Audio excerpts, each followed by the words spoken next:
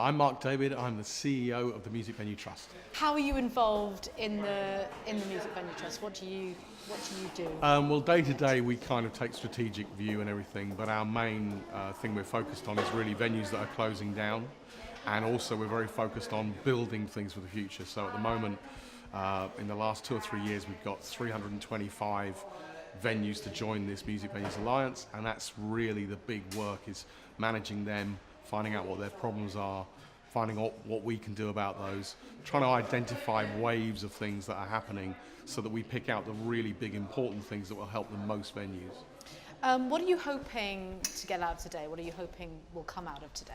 Yeah, we're always trying to learn what the new threats and the new challenges might be. Last year's was all about business rates, and it was about planning and development. Quite likely we'll hear about that again this year. There's still more work to do in that. But also what we're trying to find out is what kind of things are affecting venues so that we can get ahead of those and try and stop the negative impact when it comes in.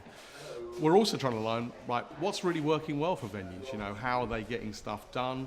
What's really important that's happening? How does that, how can we spread that really great new thing that's happening across a lot of venues and help a lot of venues that way? So it's all about networking and really learning from each other. If you had a message for live music fans about grassroots music venues, what would it be? Well, I think it's one I've said a lot of times, and people always think I'm joking, but actually, if you're really good at maths, you can just follow me through with this. There are 325 music venues in the country in the Music Venues Alliance. There are about 450 putting on new acts. On average, they put on 4 nights of music a week, and they put on 161 people turn up to each of those gigs. If you multiply all those numbers up, you'll end up with about 12 million people a year going to see a small gig of new emerging bands. Do you know what those 12 million visits could do? They'd go one extra time.